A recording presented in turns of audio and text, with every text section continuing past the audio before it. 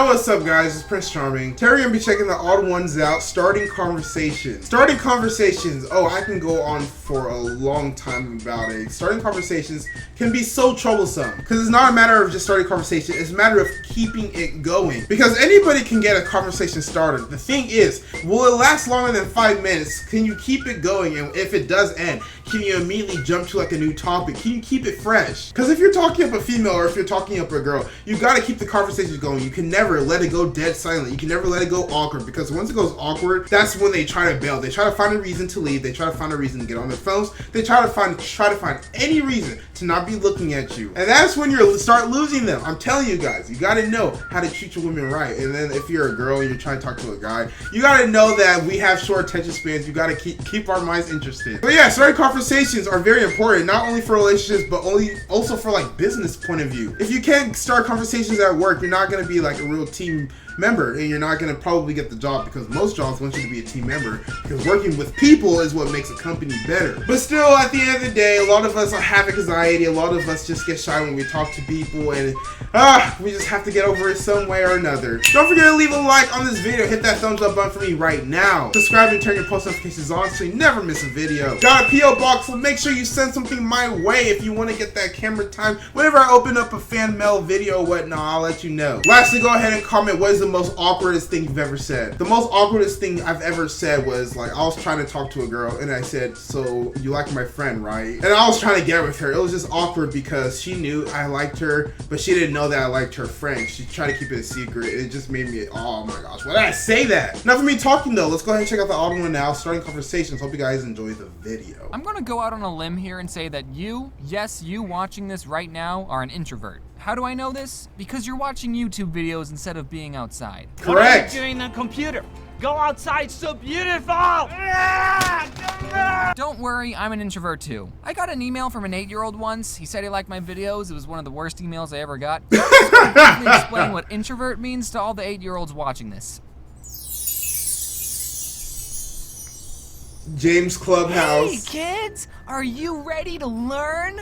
An introvert is a person who doesn't really like to play with other kids. This doesn't make them sad that they're lonely, they just would rather play by themselves. Think of it this way. Honestly! Has your friend ever asked you to play with them, but you didn't really want to, so you asked your mom to make up a reason for you not to go? If so, then you're probably an introvert, or you just need better friends. Me and my mom had a code word, so if a friend was on the phone who wanted to hang out, I would say, let me ask my mom. And when I asked her, if I said the code word, it meant, Mom, make up an excuse so I can't go. I'm not gonna say the code word because I still plan on using it. I actually made a comic kinda similar to this back in 2014, and it's one of my most popular comics, so thanks for liking it. Obviously, it would be one of my most popular comics. I mean, look how great it is. Michael, the creator of Vsauce, hey Vsauce, Michael here, has this new YouTube Red show called Minefield. And as of right now, it's the best YouTube Red series. And in the first episode, Michael goes into an isolation room for 3 days. He has no technology, he's all by himself for 3 days. When I first saw this, I thought, hey, maybe I should try that. I don't think I can last without technology for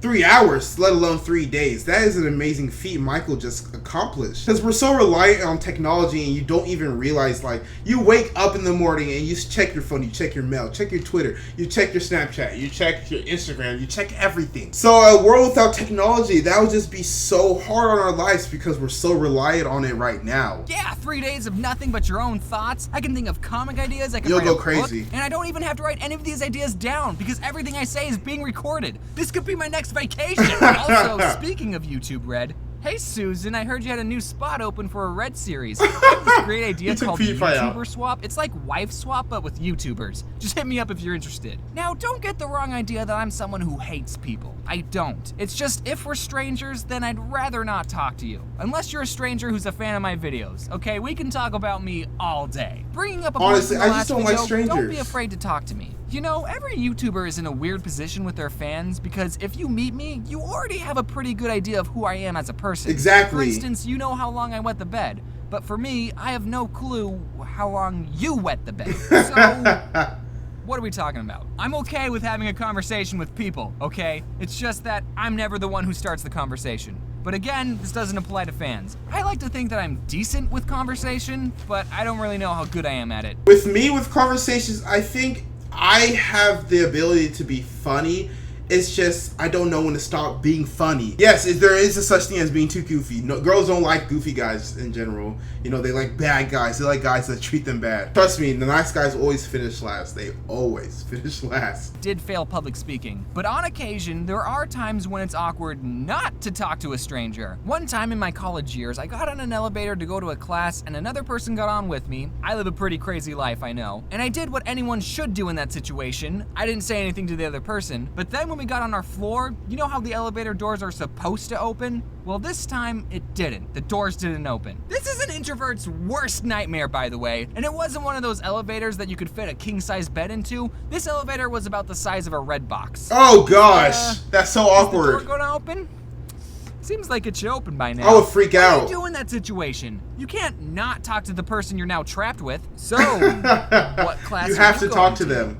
Physics? Oh, that makes sense, because this is a science building. Enough time had passed where we started looking up the school's number to tell them that we were stuck, which is what you're supposed to do, right? There's not like a button on the elevator that you can press to call for help, right? But luckily, they didn't press doing it. That for whatever reason, after a solid 2 minutes, the door decided to open, and just the wave of relief that went over me and this kid. Oh gosh. I thought we'd be in there for awkward. hours. I hope I never see you again. Same, and that's why I'm never going in an elevator again. It's too risky. I think the problem I have is that I'm bad at starting conversations. Normally, if I'm talking to someone who I don't know, I'll ask, so, how was your day? But if your day was anything but good, I don't want to hear it. Honestly, yeah. Dog died. Oh gosh, what am I gonna say then? Yeah, they do that. Why is starting a conversation so hard? I only know like 3 good conversation starters. The first one is, how was your day? And if that doesn't work, I start talking about all this crazy weather we're having. And in Arizona, there's really only one weather. Hot. Although it did rain like 2 weeks ago. And lastly, if I have nothing else to ask, I hit them with a really hard question. What color's your toothbrush? Mine's red. To start a conversation, sometimes people will ask, what's your favorite blank? I have nothing against these types of questions. I think it tells you a lot about the person you're talking to, but there's one form of this question that I really hate. And it's the question, what's your favorite candy bar? And I hate this question because my favorite candy bar, and I will stick by my answer no matter what you think, is M&M's. That's not a candy bar. It's not a candy bar. Ow! What an astute observation! I'm a very simple man, all right? I like my chocolate pure. Sometimes when people ask this, I think, I should just say Twix. People won't get mad if I say Twix. But then I remember, M&M's? screw Twix, I like M&M's. Realistically, like, come on, M&M's is not a candy bar. M&M's is something you just snack on. If I want a good chocolate bar, like when I want to enjoy my candy moment, nothing better than a Snicker. Like, come on. You're okay with a Twix or you're okay with a Reese's.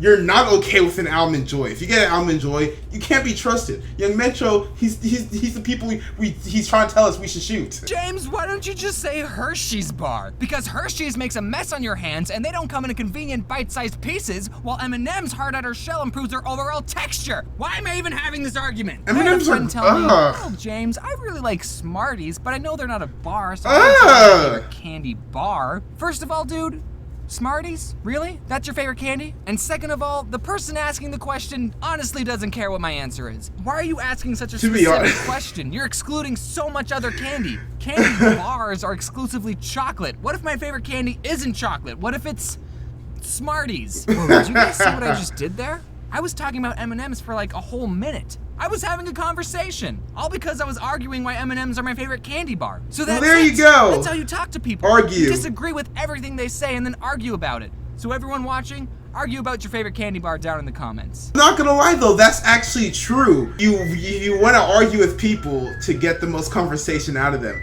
Oh, believe me, if you start arguing with somebody, no matter what, they will start arguing back. Like, it will just be back and forth. Especially if you get into politics.